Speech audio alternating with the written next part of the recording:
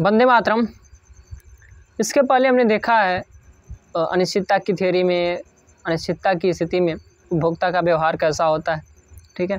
अब इसमें हम देखेंगे जैसे उपयोगिता के सिद्धांत। जैसा कि हम जानते हैं कि जो डिमांड पक्ष है, डिमांड को हम उपयोगिता के द्वारा नापते हैं, ठीक है, उपयोगिता के द्वारा। और उसी उपयोगिता को हम कई सिद्धांत, अर्थात उसी को हम उपयोगिता के रूप में कई सिद्धांतों के द्वारा पढ़ते हैं, ठीक है। डिमांड फॉर प्रोडक्ट, ठीक है। अब चलिए यहाँ पे हम देखते हैं फ्रीडमैन सैवेज परिकल्पना। आज हम आए हैं, इसके पहले हमने बताया है कि एट्रीब्यूट, थ्योरी ऑफ एट्रीब्यूट्स, जो हमने इसके पहले लंकास्टर का बताया था। बाद में हमने आया एक जो न्यूमैन मॉर्गस्टन है उसकी यूटिलिटी जो इंडेक्स बनाना था वो। अब हम बनाने वाले हैं Friedman Savage. Friedman Savage is a very important thing. और फिर हमने अनिश्चितता की स्थिति में देखा डिमांड कैसा होता है। तो सबसे पहले बर्नौली का आया, ठीक है, और फिर बर्नौली के बाद हम फ्रीडमैन सैवेज परिकल्पना के रूप में देखते हैं। हम जैसे कि जानते हैं कि जो बर्नौली का थ्योरी था, हमने बताया था आपको कि जब सबसे पहले बर्नौली ने शुरू किया, बाद में उसे जैसे 32 की बात थे, ठीक है, लेकिन बाद में 1944 में न्यूमैन और मॉर्गस्टन ने, अर्थात लगभग 2 शताब्दी की बाद, 200 साल बाद उसको फिर विस्थापित किया, एक व्यू की तरह, एक तरीके से समझ लें कि साइंटिफिक की तरह, ठीक है, एक साइंटिफिक की तरह। चलिए आगे हम देखते हैं आज फ्रीडमैन सैवेज परिकल्पना। It is a hypothesis. 3 चीज़ें होती हैं सर, आप इसे नोट करिएगा। 3 चीज़ें पाई जाती हैं। कोई भी अगर तथ्य होता है ना, तथ्य, उसको 3 रूपों में कर सकते हैं। सबसे पहला क्या? सबसे पहला होता है हाइपोथेसिस। हाइपोथेसिस मतलब परिकल्पना बनाना, कोई भी चीज़ में परिकल्पना करना या कल्पना करना। दूसरा उसको थियरी के रूप में देना। थियरी मतलब कि आप उसको जानते हैं, जैसे कि कोई भी व्यक्ति अगर थियरी दे रहा है ना, तो उसको भली भांति जानता है कि वास्तव में वो चीज़ें घटित हो रही हैं, दैट्स वाई वो थियरी देता है। Number 3 is myth. मिथ एक ऐसी चीज़ है जिसको सिद्ध नहीं किया जा सकता सर। एग्जिस्ट करता है या नहीं करता, इट डजेंट मैटर, लेकिन वो सिद्ध नहीं हो सकता, दैट इज़ मिथ। और अगर कोई मिथ अगर कोई सिद्ध कर सकता है, दैट इज़ थियरी। तो मिथ, हाइपोथेसिस एंड थियरी, किसी भी तथ्य को जानने के लिए हमें प्रयोग होता है। चाहे तो आप हाइपोथेसिस, उसके बारे में परिकल्पना करें, या सेकेंड इज मिथ है, या तो उसके बारे में आप समझा ना सकते हैं या बता नहीं सकते हैं। Number 3 is theories. थियरी क्या है? वो प्रूव्ड है।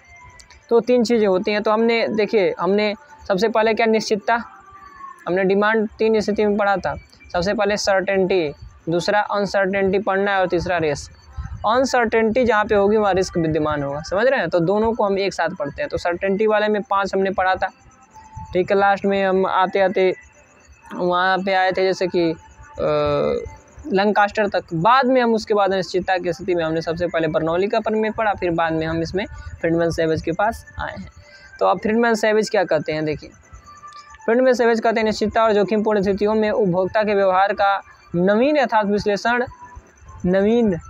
विश्लेषण फ्रीडमैन तथा सैवेज ने प्रस्तुत किया। जब कोई व्यक्ति बीमा पर, देखिए इन्होंने कहा है कि जब कोई भी व्यक्ति बीमा लेता है, जैसे मान लीजिए कि कोई दिक्कत है, आप बाइक है तो बाइक चोरी ना होने के लिए आप क्या कराते हैं, बीमा कराते हैं कि अगर चोरी हो जाएगी तो क्या दिक्कत है, हमको पैसा मिल जाएगा। तो रिस्क से बचना चाहता है कोई भी व्यक्ति, अगर रिस्क से बचना चाहता है, दैट इज़ वो बीमा कराता है। और सेकेंड, उसी स्थिति में वो क्या करता है, जुआ खेलता है, लॉटरी खरीदता है। शेयर मार्केट में होता है ना, बॉन्ड्स इत्यादि। बॉन्ड तो सबसे लगभग फिक्स होता है उसका वैल्यू, नॉमिनल वैल्यू।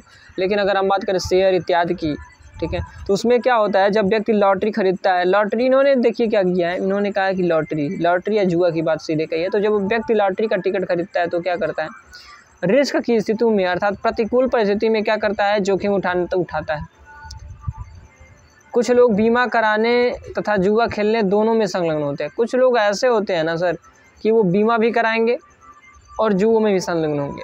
अर्थात कुछ लोग ऐसे होते हैं जो बीमा और जुआ दोनों खेलने में संलग्न होते हैं, और वे इस प्रकार जोखिम से बचने का ही प्रयास करते हैं और जोखिम उठाते हैं। देखिए इन्होंने कहा कि अगर इस प्रकार से वो क्या कर रहे हैं, जोखिम भी उठा रहे हैं एक तरीके से, कि जब बीमा इन्वेस्टमेंट कर रहे हैं जुआ खेलने में या लॉटरी लेने में, तो क्या है, वो प्रकार से जोखिम ले रहे हैं। और दूसरा व्यवहार क्या है, वो पॉलिसी भी खरीद रहे हैं बचने के लिए कि आपको हानि ना हो, दैट इज़ व्हाट तो दोनों आप एक ही व्यक्ति में क्या देख रहे हैं, एक ही अवस्था में या एक ही समय में या एक ही व्यक्ति में क्या देख रहे हैं कि दोनों प्रवृत्ति पाई जाती है। वो जुआ भी ले रहा है, अर्थात जुआ भी खेल रहा है, अर्थात जोखिम में भी जा रहा है, और दूसरी बात वो बीमा भी ले रहा है कि जोखिम से बचना भी चाहता है। ये बहुत ही कॉम्प्लेक्स स्थिति है, और ये क्यों होता है और किस तरीके के लोग ये करते हैं और कैसे कैसे होता है, यही फ्रीडमैन सैवेज ने परिकल्पना के माध्यम से कहा। और फ्रीडमैन सैवेज ने बर्नौली के जो सिद्धांत है, तो हम इसको सीक्वेंस वाइज बता रहे हैं ताकि एक एक स्टेप कहाँ से आया है। तो सबसे पहले हमने जितना भी थियरी था उपयोगिता का, हमने सीक्वेंस वाइज इसको रखा है। तो फ्रीडमैन सैवेज का जो परिकल्पना उन्होंने क्या, वो कब आता है, बर्नौली के जो थियरीज है उसको खारिज किया और कहा कि जो मुद्रा है ना, उसकी उपयोगिता सभी स्तर पे समान नहीं रहती है, वो फ्लक्चुएट करती है। अर्थात उपयोगिता आप समझ रहे हैं ना, कि जैसे उनके कहने का मतलब ये है कि जब मुद्रा जैसे जैसे बढ़ता जाता है उसमें ह्रासमान उपयोगिता लागू होता है, ह्रासमान उपयोगिता का सिद्धांत, कि जैसे जैसे मुद्रा बढ़ेगा उसकी उपयोगिता क्या होती है, घटती जाती है। उसी को इसने खारिज किया फ्रीडमैन सैवेज ने। उन्होंने कहा कि इस मुद्रा के सभी स्तर पे ऐसा नहीं होता। इन्होंने क्या कहा, देखिए इसको चित्र के माध्यम से देखते हैं, क्योंकि चित्र बस आप समझें। अभी हम बता दे रहे हैं नोटेशन क्या है वास्तव में, जो कुछ चीज़ें नोटेशन है वो समझ में नहीं आ रही है ना, तो हम बताते रहे। चलिए यहाँ से आप समझिए, यहाँ पे है R1, ये R1 है, और यहाँ है Y1, ठीक है। यहाँ पे है R2, यहाँ पे है Y2, यहाँ पे है Y3, यहाँ पे है R3। तो R1, R2, R3, Y1, Y2 and Y3।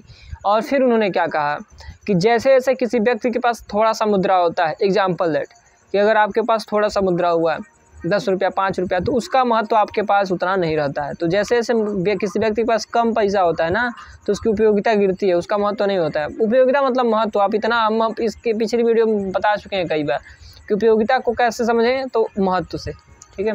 तो उसका महत्व क्या होता है, गिरता जाता है, उपयोगिता गिरती जाती है। लेकिन जब एक वक्त होता है कि जब पैसा उसके अलावा अगर बढ़ता है, दैट इज़ R1 पॉइंट, ठीक है। मुद्रा की उपयोगिता गिर रही है, जैसे जैसे 2 रुपया 10 रुपया तक हुआ तो उपयोगिता गिर रही है, जैसे R1, और वहाँ पे आए है Y1 तक बढ़ी।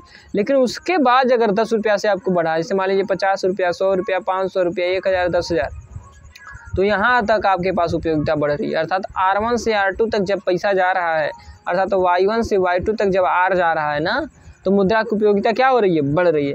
लेकिन फिर जब उसके अलावा पैसा हो गया, एग्जाम्पल दैट 1 लाख, 10 लाख, 5 लाख, 1 लाख, 5 लाख, 10 लाख, 15 लाख, 20 लाख, तो उपयोगिता उसकी घटती, मतलब कि उसका जो महत्व है वो कम होता जा रहा है। महत्व कैसे कम होता है, इसका मतलब इन्होंने समझाने का हम प्रयास कर रहे हैं कि कैसे होता है। अर्थात Y2 से Y3 जब इनकम होता है तो उसका महत्व कम होता है, अर्थात उपयोगिता कम होती है। कैसे, एग्जाम्पल दैट आपके पास शुरू से हम समझा रहे हैं, मान लीजिए 5-10 रुपया है, तो उतना महत्व नहीं है। लेकिन वही 1000 रुपया तक हो गया, 100 रुपया तक हो, तो उसे खर्च नहीं करना चाहेंगे क्योंकि महत्व ज़्यादा है। 100 रुपया आपके पास है, 100 या 150, फिर 1000 रुपये तक या 10,000 तक ऐसे रहेगा, महत्व रहेगा। लेकिन फिर आपके पास पता चला 1 लाख हो गया, ठीक है, धीरे धीरे 1 लाख हो गया, 2 लाख हो गया, 10 लाख हो गया, 20 लाख हो गया। अब जैसे इतना बढ़ रहा है ना, तो उसकी महत्व में देखिए एक अलग चेंजेस आते हैं। इसका एग्जाम्पल दैट कि जैसे ही उसका इतना पैसा होता है, आप 1 लाख रुपया वही से खर्चा करेंगे। एक वक्त था कि जब आप 10,000 रुपया खर्चा नहीं करना चाहते थे, आप 10,000 रुपया खर्चा नहीं करना चाहते, आपको उसका महत्व ज़्यादा था। लेकिन जैसे ही 5 या 10 लाख रुपया हो रहा है, इस स्थिति में Y2 से Y3 हो रहा है, तो आप उसको खर्च नहीं, आप उसको वैसे 1 लाख 2 लाख खर्चा कर देंगे कि आप हमारे पास 20 लाख रुपया, कोई बात नहीं, 1 लाख रुपया खर्चा कर दीजिए। You have to understand, I think आपको समझ में आ रहा है ना। चलिए हमें उम्मीद है कि आप लोगों को सारे ये देख लीजिएगा। यहाँ पे एक सेकंड, ये चीज़ देख लीजिएगा कि ये जो ए वाली एक्सिस है ना, जिसे हम Y एक्सिस कहते हैं, यहाँ पे मुद्रा की उपयोगिता है, और यहाँ पे मौद्रिक आय है, ठीक है। तो ये सारी चीज़ें आप देख लीजिएगा, नोट कर लीजिएगा। क्योंकि देखिए सारी चीज़ें आपको नोट नहीं करना है, तो हम नोटेशन वैसे समझा दे रहे हैं, तो आपको कुछ भी नोट नहीं करना, आप इसका स्क्रीनशॉट लीजिए, पढ़िए, ठीक है। टाइम कहाँ है नोट करने के लिए, पढ़िए आप, ठीक है। ये फ्रीडमैन सैवेज का परिकल्पना है। अब देखिए उन्होंने कहा, बस हम समझा दे रहे हैं, बाकी चीज़ें आप पढ़ लीजिएगा। इसके बाद देखिए मार्कोविट्ज़ पढ़ाने वाले हैं, तो उसमें ज़रूर बने रहिएगा। वीडियो को लाइक शेयर तथा चैनल को सब्सक्राइब जरूर कीजिएगा, और कोशिश करिए शेयर करिए ताकि लाइव आग पढ़ाया जाए, ऐसे PDF में नहीं, तो और बढ़िया आप देखेंगे, ठीक है। तो बढ़िया से PDF के साथ भी पढ़ाएंगे, फिर लाइव डाउट सॉल्व भी होगा, तो सारी चीज़ें होंगी तो मज़ा आएगा। और ठीक है। तो जितना जल्दी करेंगे तो उतना जल्दी आपके लिए बढ़िया होगा। हम तो खैर कोशिश कर रहे हैं, हमारी तो बस यही हाथ में, आई हैव ट्राइड ओनली। तो फिर इसके अलावा देखिए, अब देखिए बस इसी चीज़ को इन्होंने समझाया है कि अगर किसी के पास कम आय है ना, तो वो जुआ नहीं खेलेगा। दूसरा, अगर किसी के पास बहुत ज़्यादा आय है, क्यों कम आय है तो भी उसकी उपयोगिता बहुत कम है, जुआ खेलेगा तो वो भी हार जाएगा, समझ रहे। दूसरी चीज़ें, यहाँ पे अगर खरीदेंगे लॉटरी यहाँ पे खरीदेंगे तो वहाँ पे भी नहीं खरीदेगा। क्यों? क्योंकि उसके बाद ही उसको बहुत ज़्यादा हानि होगा। तो निम्न वर्ग, जैसे कम पैसा मतलब निम्न आय वर्ग के लोग। दूसरा होता है कि जब उन ज़्यादा पैसा अर्थात उच्च आय वर्ग के लोग, तो दोनों लोग पैसा नहीं खर्चा करना चाहते, अर्थात लॉटरी नहीं लेंगे क्योंकि उनकी मुद्रा की उपयोगिता वैसे ही कम है। तो जीतेंगे, अगर मान लीजिए जीत भी गया तो उसकी उपयोगिता और कम हो जाएगी,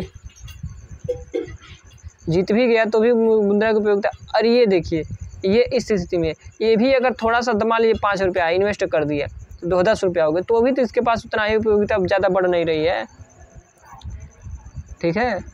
लेकिन तो दोनों लोग क्या करेंगे, इन्वेस्ट नहीं करेंगे। लेकिन जो माध्यमिक स्तर वाला है, तीसरा स्तर वाला, ये माध्यमिक स्तर वाला, अर्थात Y1, अर्थात जो आय है Y1 से Y2 तक जाती है, अर्थात R1 से R2 तक उपयोगिता जब जाती है, तो क्या होता है, यहाँ पे लोग या ऐसे लोग जो मध्यम स्तर वाले लोग हैं, वो क्या करते हैं, वो जुआ खेलेंगे। क्योंकि अगर जीतेंगे तो उनकी उपयोगिता बहुत ज़्यादा बढ़ेगी, लेकिन हारेंगे ना तो उपयोगिता बहुत कम होगी, समझ रहे हैं ना। कि अगर जीतेंगे मुद्रा, एग्जाम्पल दैट, अगर वो पैसा लगाते हैं तो उनको बहुत ज़्यादा लाभ होगा, उपयोगिता उनको ज़्यादा मिलेगी। उपयोगिता लाभ, देखिए लाभ का मतलब कैसे दिखाना है, लाभ का मतलब ऐसा नहीं कि पैसा ज़्यादा हो गया, लाभ का मतलब हो गया कि आपके कल्याण में वृद्धि हो रहा है, वेलफेयर आपका ज़्यादा, आपको ज़्यादा खुशी मिल रही है। तो आपको कितने, आपके पैसा थोड़ी एक पैसा बनने से मतलब सब होता है, खुशी आपकी कितनी बढ़ रही है, दैट इज़ इम्पॉर्टेंट। वही यूटिलिटी मतलब संतुष्टि मतलब खुशी, तो समझ रहे हैं। चलिए, तो आपके पास क्या किए, अगर यहाँ वाला अर्थात माध्यमिक स्तर वाला, अर्थात Y1 से Y2 जब आय बढ़ती है ना, तब अगर इस वस्तु की जो मुद्रा की उपयोगिता है, अर्थात आय की उपयोगिता, वो क्या होती है, बढ़ती है। तो इस स्थिति में कोई व्यक्ति जुआ खेलता है। जुआ क्यों खेलता है? जुआ इसलिए खेलता है ताकि उसको क्या होता है, लाभ होता है। अगर वो हार भी जाएगा तो केवल कम हानि होगी उपयोगिता की, लेकिन जीतेगा तो बहुत ज़्यादा होगा, समझ रहे। क्योंकि मुद्रा का स्तर क्या है, नीचे से बढ़ रहा है। इसके बाद वो नहीं खेलेगा, क्योंकि हारेगा तो भी मतलब कि इसके बाद वो नहीं खेलेगा, आप इतना समझ लीजिए। इसके बाद कोई व्यक्ति जुआ नहीं खेलेगा, क्योंकि जैसे ही R3 होगा ना, यहाँ पे अगर जुआ खेलेगा यहाँ वाले पे, तो जीतेगा तो भी कम होगा, जीतेगा तो क्या होगा, उसके पास उपयोगिता का कोई मतलब नहीं है, क्योंकि उपयोगिता कम हो रही है। और हारेगा तो उसके पास पैसे नहीं है। अगर हार भी गए यहाँ से, एग्जाम्पल दें, एक सेकेंड,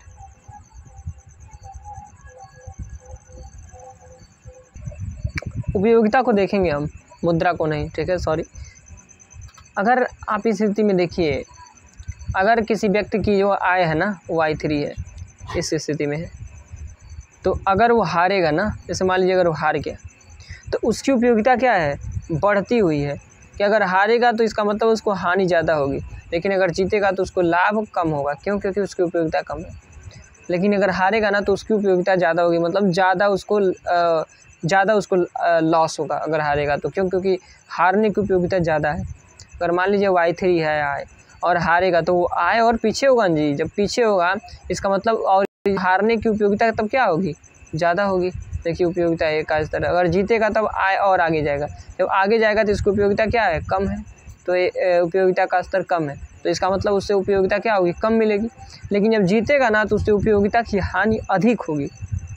बस ठीक इसी स्थिति में यहाँ पे भी है, निम्न आय स्तर में अगर जीतता है, एग्जाम्पल दैट यहाँ पे सारी चीज़ें वही हैं, सेम टू सेम।